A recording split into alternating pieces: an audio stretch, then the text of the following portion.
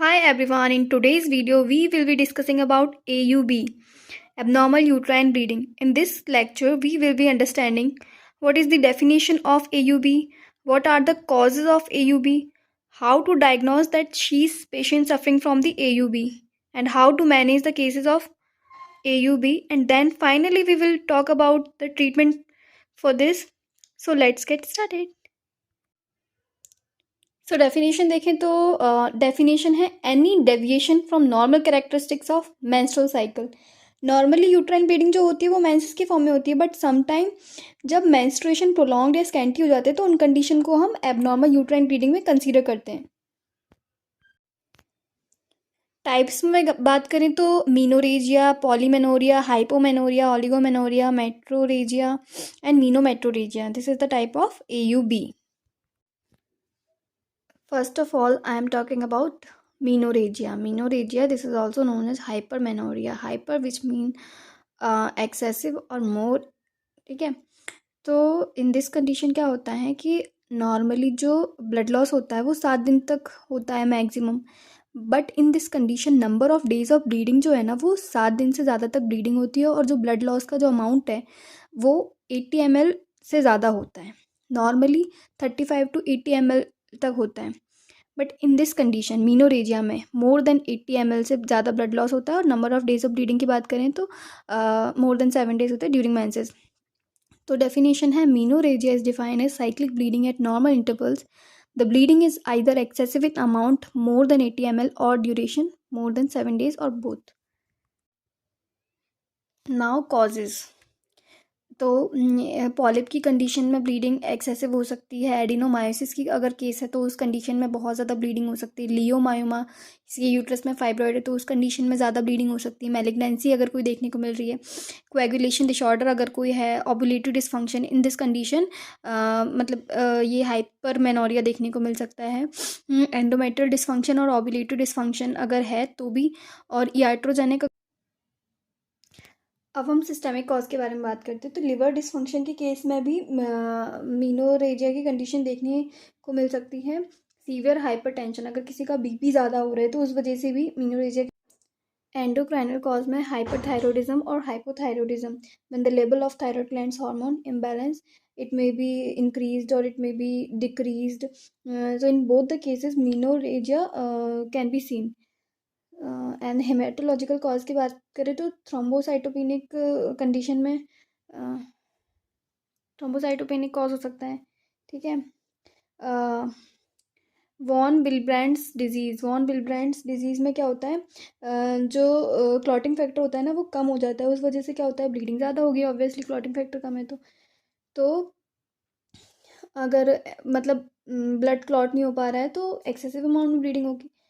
कभी कभी ऐसा होता है कि कुछ वुमेन ऐसी होती है जिसमें कि है ना एंटी कोएगुलेशन थेरेपी चलती है, तो उनमें भी मेंसेस प्रोलॉन्ग देखने को मिलते हैं।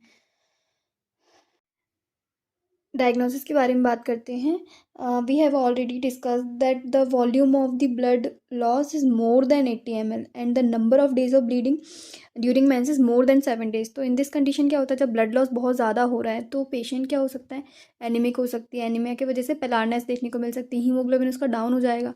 ठीक है, अब ज़्यादा ब्लीडिंग हो रही है तो नंबर ऑफ़ पैड्स भी ज़्यादा यूज़ करने पड़ेंगे। हाँ, और ब्लड फ्लो बहुत ज़्यादा होगा तो क्लॉट्स भी बन सकते हैं। तो long duration of flow, passage of clots, use of increase number of thick sanitary pad, paleness and haemoglobin decrease हो जाएगा। इन्वेस्टिगेशन में क्या कराना है, तो TVS कराना है, ट्रांसवेजाइनल सोनोग्राफी करा के हम एंडोमेट्रियम की थिकनिंग देखेंगे।